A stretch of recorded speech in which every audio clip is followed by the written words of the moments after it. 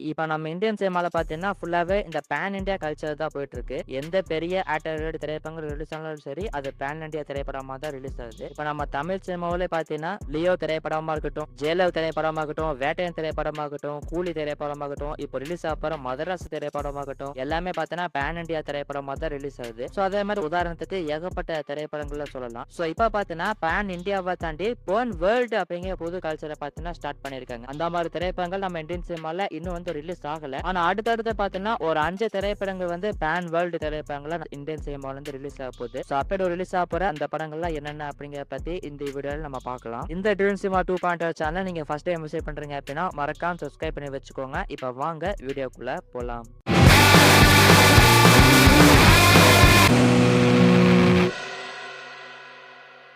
So இந்த லிஸ்ட்ல first இருக்கிற திரைப்படம் பிரபாஸுடைய ஸ்பிரிட் திரைப்படம் தான். டைரக்டர் சந்தீப் ரெட்டி வங்கா அவர் தான் படத்தை டைரக்ஷன் பண்றாரு. ஸோ இந்த படத்தை பார்த்தீங்கன்னா அனௌன்ஸ்மெண்ட் பண்ணும்போது சொல்லிட்டாங்க, இந்த படம் எல்லா மொழியிலுமே ரிலீஸ் ஆக போகுது. பேன் வேர்ல்டு திரைப்படமாக ரிலீஸ் ஆக போகுது அப்படிங்கிறத அஃபிஷியலாக பார்த்தீங்கன்னா கன்ஃபார்ம் பண்ணிட்டாங்க. ஸோ இந்த படத்துக்கான ஷூட்டிங் பார்த்தா நெக்ஸ்ட் மந்த்ல இருந்து ஸ்டார்ட் பண்ண போறாங்க அப்படிங்கிற மாதிரி ஒரு நியூஸ் கிடைச்சிருக்கு. அண்ட் அடுத்தது இந்த லிஸ்ட்ல 2வது இடத்துல இருக்கிற திரைப்படம் யசுடைய டாக்ஸிக் திரைப்படம் தான். டைரக்டர் கீது மோகன்தாஸ் அவர் தான் படத்தை டைரக்ஷன் பண்றாரு. ஸோ இந்த படம் பார்த்தீங்கன்னா அடுத்த வருஷம் மார்ச் மந்த் 19ஆம் தேதி படம் ரிலீஸ் ஆகுது. ஆக்சுவலா இந்த திரைப்படம் பார்த்தீங்கன்னா இந்த வருஷமே ரிலீஸ் ஆக வேண்டியது. இந்த படத்தை பேன் இண்டியா திரைப்படமா ரிலீஸ் பண்ணலாம் அப்படிங்கிற மாதிரி தான் பிளான் பண்ணாங்க. ஆனா இந்த திரைப்படத்தை ஒரு பேன் வேர்ல்டு திரைப்படமா ரிலீஸ் பண்ணலாம், ஒரு ஹாலிவுட் ஸ்டாண்டர்ட்ல படம் எடுத்து ரிலீஸ் பண்ணலாம் அப்படிங்கிற மாதிரி பிளான் பண்ணி தான் அடுத்த வருஷம் படத்தை ரிலீஸ் பண்றாங்க. ஸோ அந்த வகையில இந்த டாக்ஸிக் திரைப்படமே பாத்தீங்கன்னா ஒரு பேன் வேர்ல்டு திரைப்படமா தான் ரிலீஸ் ஆகுது. அண்ட் அடுத்தது நியூஸ்ல 3வது இடத்துல இருக்கிற திரைப்படம் ஆக்டர் அல்லு அர்ஜுனுடைய 22வது திரைப்படம் அட்லியோட டைரக்ஷன்ல இப்ப உருவாக்கிட்டு இருக்கு. ஸோ இந்த படத்தோட பட்ஜெட் பாத்தீங்கன்னா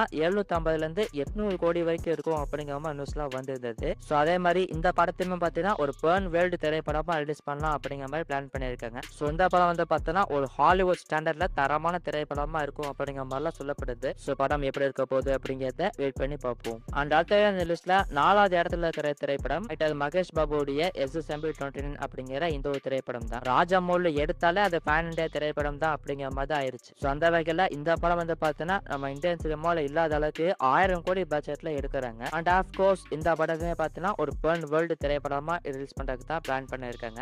ஸோ 1000 கோடி பட்ஜெட்ல எடுக்கிறாங்க அப்படின்னா அப்ப படத்தோட கலெக்ஷன் எந்த அளவுக்கு இருக்குன்னு பாத்துக்கோங்க. மினிமமா படம் 2000 கோடி ஆகிறதுக்கான வாய்ப்புகள் இருக்கு. ஸோ இந்த படம் எப்படி இருக்க போகுது அப்படிங்கறத வெயிட் பண்ணி பார்ப்போம். அண்ட் ஃபைனலா இந்த லிஸ்ட்ல 5வது இடத்துல இருக்கிற திரைப்படம் சூப்பர் ஸ்டாருடைய ஜெயலலிதா 2 திரைப்படம் தான். ஸோ இந்த படம் பார்த்தீங்கன்னா ஒரு பேன் இண்டியா திரைப்படம் தான் அப்படிங்கிறது உங்களுக்கே தெரியும். ஸோ இதை தாண்டி இந்த திரைப்படத்தை ஒரு பேன் வேர்ல்டு திரைப்படமா ரிலீஸ் பண்றதுக்கு பிளான் பண்றாங்க அப்படிங்கிற மாதிரி சொல்லப்படுது. ஆனா இப்போதைக்கு பாத்தீங்கன்னா கன்ஃபார்ம்டு கிடையாது. பேன் வேர்ல்டு திரைப்படமா ரிலீஸ் பண்றதுக்கு அந்த அளவுக்கு ஸ்பெஷலா படத்துல எது இருக்குமான்னு கேட்டீங்கன்னா கண்டிப்பா இருக்க போறதே கிடையாது. இந்த படம் பாத்தீங்கன்னா ஜெயலலிதா திரைப்படம் மாதிரி ஒரு மாஸ் திரைப்படம், ஒரு மாசான கமர்ஷியல் திரைப்படம். ஸோ இந்த படத்தையுமே பேன் வேர்ல்டு திரைப்படமா ரிலீஸ் பண்ணுவாங்களா அப்படிங்கிறது ஒரு டவுட் தான். ஆனா இப்போதைக்கு இந்த ஜெயலலிதா திரைப்படத்தை ஒரு பேன் வேர்ல்டு திரைப்படமா ரிலீஸ் பண்ணலாம் அப்படிங்கிற மாதிரி பிளான் பண்ணிக்கிறதா சொல்லப்படுது. ஸோ என்ன பண்ண போறாங்க அப்படிங்கிறத வெயிட் பண்ணி பார்ப்போம். ஸோ அவ்வளவுதான் இந்த வீடியோ. அடுத்தடுத்து நம்ம இந்தியன் சினிமால பேன் வேர்ல்டு திரைப்படங்களா ரிலீஸ் ஆகிற படங்களை பத்தி இந்த வீடியோல நம்ம பார்த்தோம். ஸோ இந்த லிஸ்ட்ல நீங்க இந்த படத்துக்கு ஈகரா வெயிட் பண்றீங்க அப்படிங்கிறத மறக்காம இந்த வீடியோடைய கமெண்ட் செக்ஷன்ல சொல்லுங்க. அண்ட் இந்த பேன் வேர்ல்டு கல்ச்சர் திரைப்படங்களை பத்தி என்ன நினைக்கிறீங்க அப்படிங்கிறதுமே மறக்காம கமெண்ட் பண்ணுங்க. மீண்டும் நேரம் இன்ட்ரெஸ்டிங்கான மற்றும் சூப்பரான ஒரு வீடியோ உங்களை சந்திக்கிறேன். நன்றி,